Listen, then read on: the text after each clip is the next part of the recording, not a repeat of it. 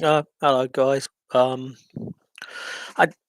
the the topic of this video is about how um well I certainly do, and from doing research and that I think a lot of people with BPD actually do a similar thing, and that is when we use words as weapons. And, yeah, weaponizing words. Yeah, I it was pointed out to me that I was probably being and undoubtedly this would have impacted even more severely on my last relationship and everything, and why there's never going to be ever a reconciliation. um it's that I give off mixed signals, and but seriously bad mixed signals. So for example, I could literally send somebody a text, and I'm talking in general thing anyway. But I could send somebody a text, basically telling them how much they mean to me and how much I wish they were still in my life. But in public, because obviously a text is supposedly a private thing. Um, but in public, I would react in a different way, and I would insult that person. But it was a way of it was a way of trying to regain um, like my masculinity, because obviously my my wife had cheated on me, and I mean, I'm not going to go into semantics. I think I mentioned it before. She doesn't feel that she did cheat on me because she thought that the relationship was already over, whereas I wasn't even aware. um so yeah, and when you have to tell your friends that your partner or your wife or your husband um has been cheating on you, it's a horrible feeling. I actually I told two people from different social groups that I interact with, and, and kind of ask them if they wouldn't mind telling other people within those social groups. Of course, I told um my really close friends, like, personally, but I did need because it was really embarrassing. It was that's how I felt. I felt really embarrassed, as well as feeling obviously fucking devastated. But the words that I would use to insult somebody, I say behind their back in inverted commas. I hate doing that, but I say behind their back. But the um the words that I'd use would be quite powerful, very emotive, and I would use those words to not make myself look weak in front of friends, and also to get rid of anger and frustration. And to be honest, let's say when you if you get dumped by your partner, husband, wife, whatever, um, you really want that person back, so you would send them like um, messages saying how much you really love that person and all of that kind of stuff. But then you you would also have to um, kind of uh, big yourself up to your friends and everything. I say you. Obviously I'm talking about me, but I'm presuming that other people with BPD go through the same thing, because it's one of the worst aspects of I say one of the worst. There's so many bad aspects of BPD, but it's one of the worst ones is the fact that it seems like it seems like you're either lying or giving off mixed messages. And what it actually is it's two sides of two different emotions, but all coming from a similar root. So the fact is, in my case, my wife had I'll talk about it from her perspective.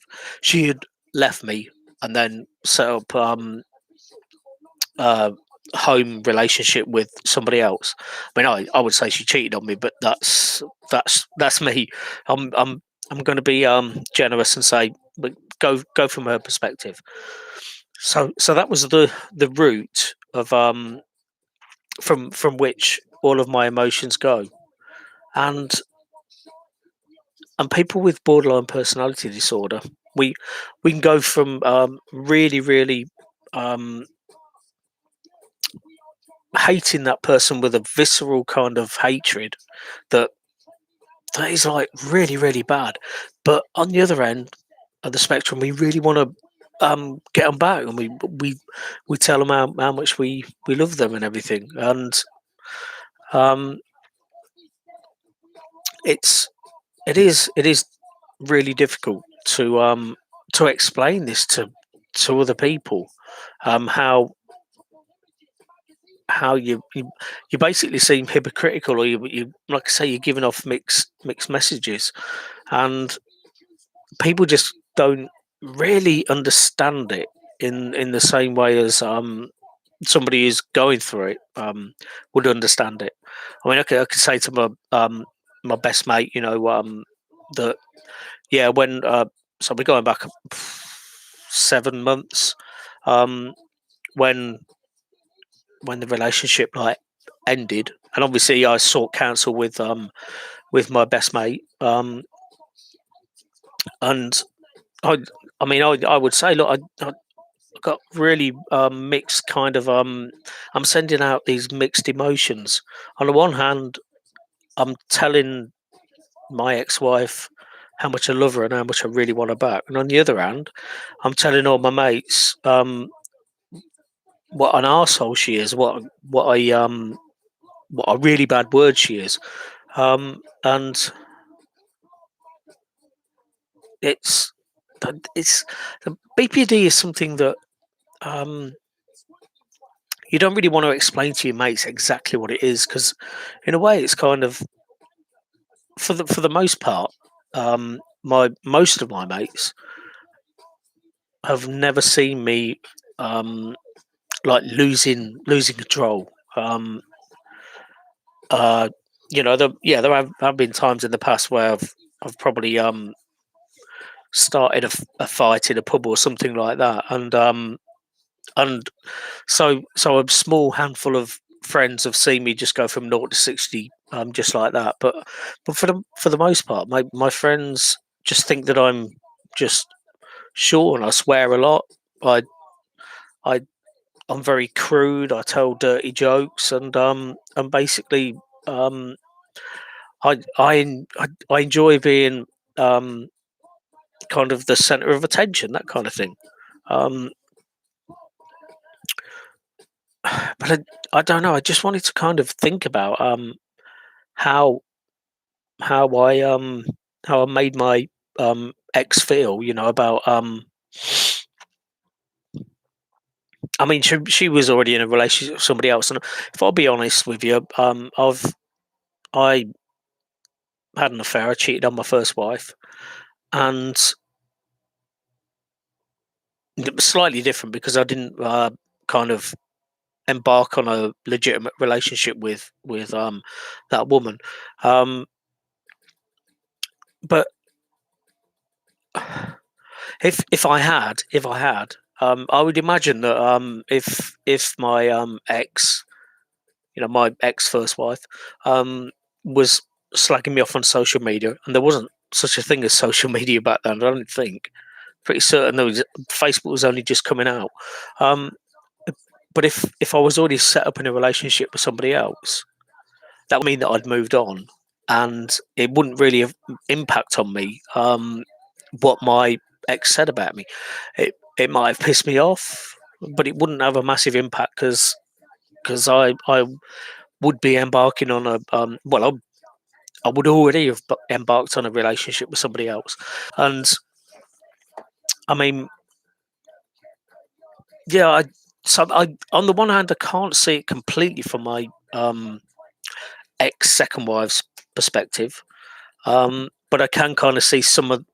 I can see some. I can see some kind of correlation between the two. Um, if I should start using names because it gets confusing with first wife, second wife, and everything. So let me call my first wife Leslie. And let me call my second wife. Uh, I'm rubbish at um, picking random names. Let's say Karen. That's good enough. They're names of people that I've never had a relationship with, so that's okay. So with Leslie, I I I cheated on for about 6 months, and the affair ended. Kind of ended when the woman I was having the affair with, let's call her uh, Jody. Yeah, Jody. Jody's husband came back from because he was working abroad, and he came back, so the affair ended.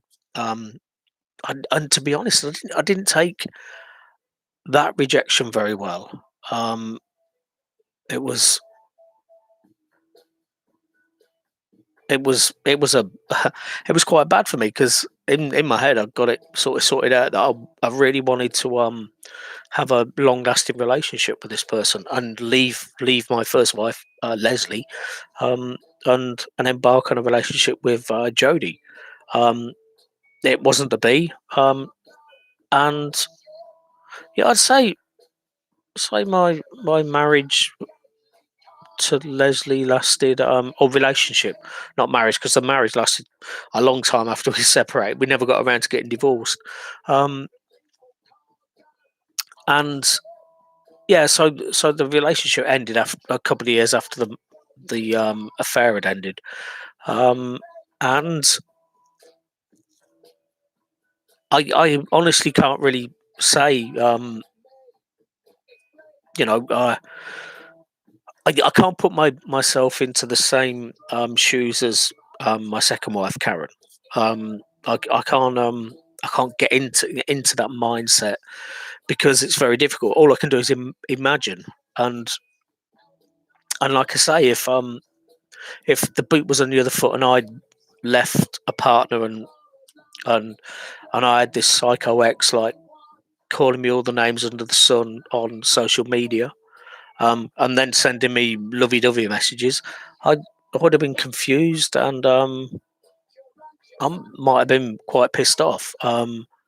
More so if we'd have had like interlinking friends, whereas Karen um, wasn't friends with anybody in my social circle apart from my best mate, and he actually asked me one time if I wanted him to unfriend her and not help her out with like walking the dog and stuff like that because he's like a real animal lover, and I said no, you just do it. I mean, basically he knew her for almost as long as what I did because I introduced the two of them, and I'm presuming um, they got on really well as friends while me and Karen were together, and I'm presuming they're still on friendly terms now. I don't ask my best mate what she's doing, because I don't want to put him in that kind of situation. But yeah, I'm I'm mindful of the time. I don't want to let this video drag on for too long. He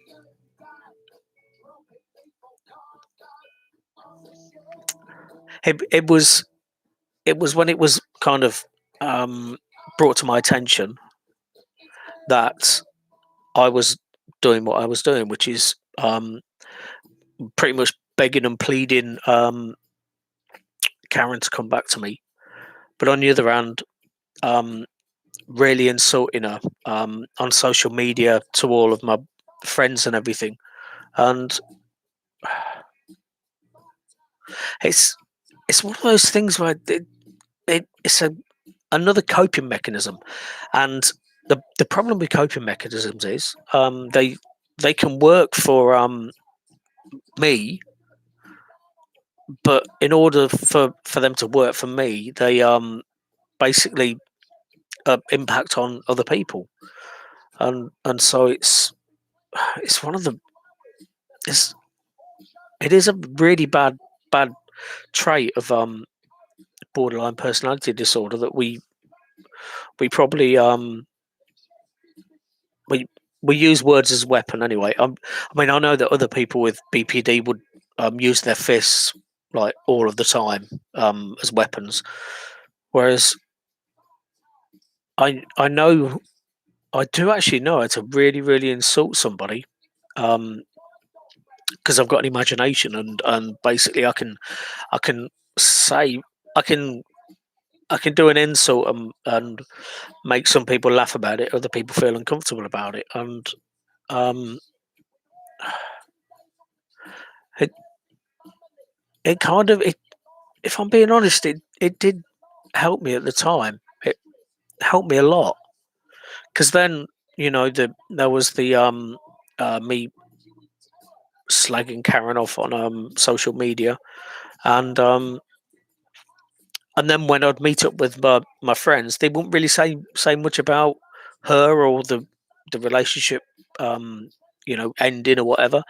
Um, so so in a way, either they felt really uncomfortable by what I was saying, or more than likely they just thought, he's going through some bad shit, and he's uh, insulting his ex, and but the thing is, we with borderline personality disorder, we use those tools to help us in our head. I mean, it's not actually helping us because we do need therapy to make us normal again. But it does kind of help us through really bad shit. And but there is a massive cost, and the cost is that basically um, you you run the risk of really upsetting somebody who who might care about you a little bit, even if they're with somebody else. Um, but it is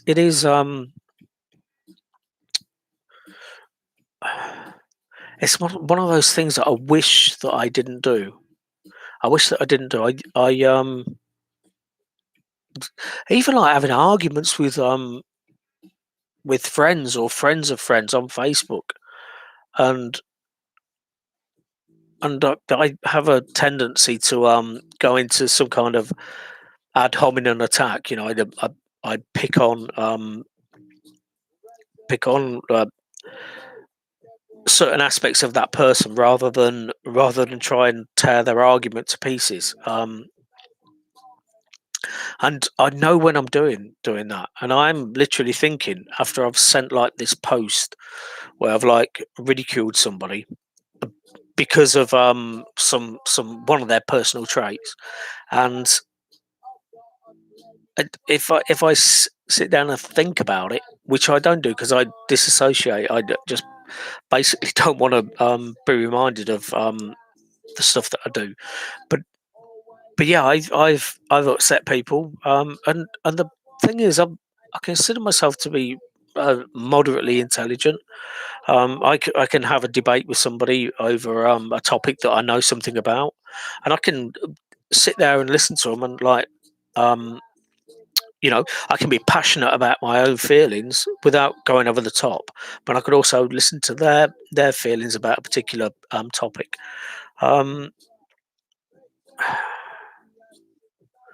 so yeah, it is it's one of the worst aspects of for me of borderline personality disorder. That that kind of coping mechanism, and and then the whole splitting thing. So it's you I when when I was insulting my ex, when I was insulting Karen, I wanted my friends to side with me, and it was a way of gauging who was siding with me and who wasn't. And yeah, um it probably in a way it probably impacted upon Karen, because um, nobody likes to be insulted, whether you no longer like that person or whatever. Um, but but then she was in a relationship with somebody else, and it shouldn't really have you know affected her that much, really. But that's me thinking if I'd have been in her situation. To be honest, I've kind of ended relationships with people by either by disinterest or it's normally disinterest. Um, but I've never actually literally dumped somebody who was really into me. Let's say a long-term relationship. Long-term relationships I've had four, I think, and let's say long-term relationships are like a year or more. Let's use that ballpark figure. And in all of those relationships, um, I've have been the one who's been dumped, for whatever reason. With my first wife, Leslie, it was because we definitely drifted apart, and and she was off doing her own thing, and I had the affair, and it was destined to fail. Um, and a couple of relationships between Leslie and Karen were about a year, that sort of thing, and I got dumped in one of them for definitely, and I got dumped in the other one as well.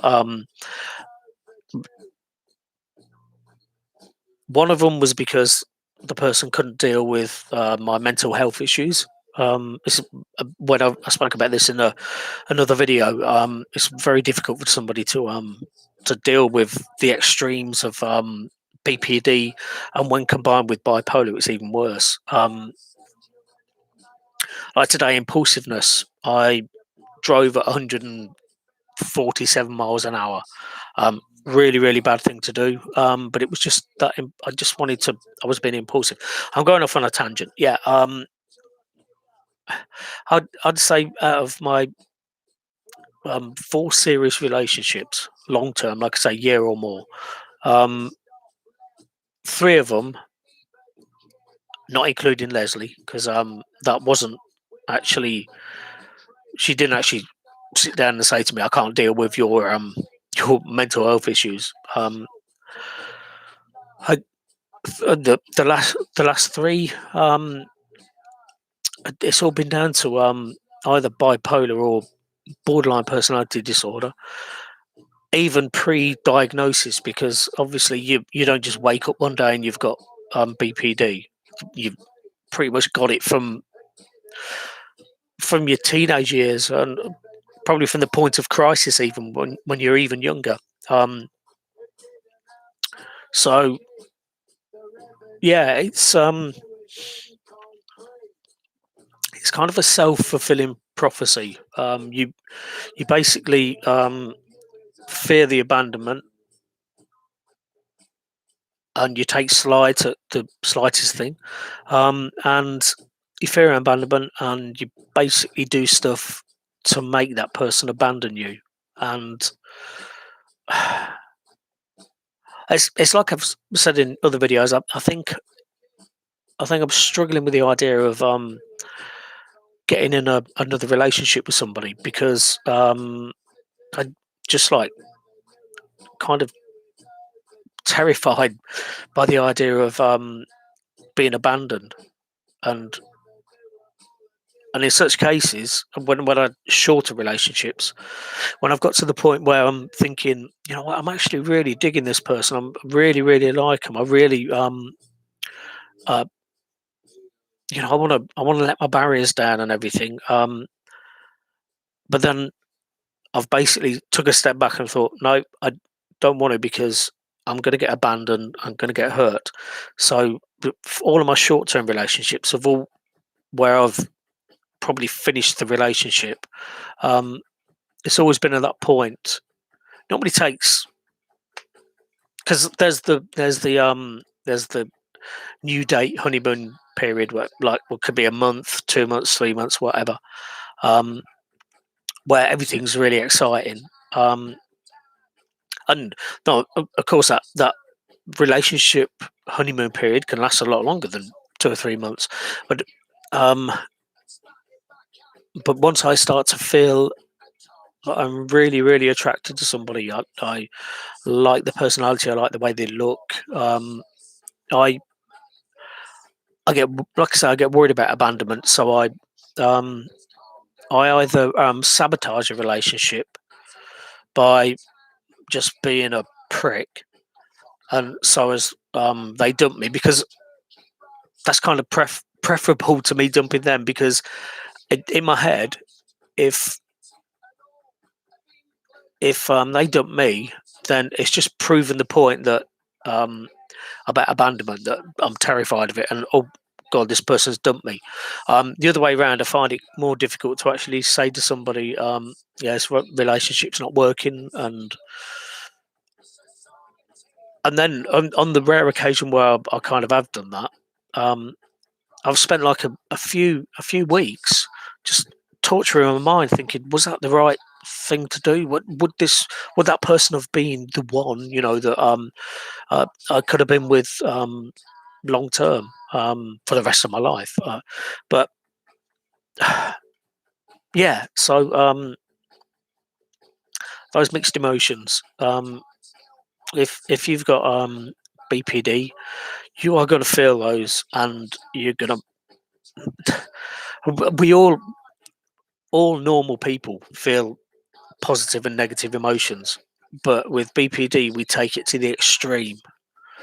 Um, so yeah, you will probably go through what I've been through, or you'll probably be going through some of the things I'm going through now. You'll probably be sitting there and thinking about when you're not feeling angry or uh, hurt and abandoned. You can probably sit there and like I sometimes do, and think about it all and think, wow, Um, but indeed, it's worse. It's bad for you as the person with BPD. It's just as bad for the partner or the ex partner. Um, so yeah, that's pretty much all I want to say. It's a 30-minute video. Um, if you've got any questions, message me. If you've got if you agree or disagree with what I've said, you can either message me or put it in the comments, and I will see you next time. I don't know. I always say I'll see you next time, and then I carry on talking. I'm thinking about going somewhere tomorrow. I'm thinking about if the weather's okay. And I think the weather's supposed to be okay for the next week. I'm thinking about driving to Liverpool. Liverpool's got two cathedrals. I was going to do a tour this year of all the cathedrals in England, and take photos, and probably talk to people that worked in the cathedrals, to kind of not just turn up on and say, could I speak to somebody, but send like an email and ask if there's somebody there that I can talk to, record a conversation. I just wanted to hit every single cathedral in England. That was my project for this year, and it got put on hold after my mum died, and then it got even more put on hold because of COVID-19. But I might go to Liverpool tomorrow. Just just because I like driving. I like having a ride. It's about 2.5 hours, I think, to get there. and B, because I would love to see the cathedrals again and take a few photos and all of that. But yes, anyway, um, if I do, I might tell you about it tomorrow because I might come online tomorrow and just chat about something else. But thank you for watching, listening, whatever. Um, and I'll see you next time.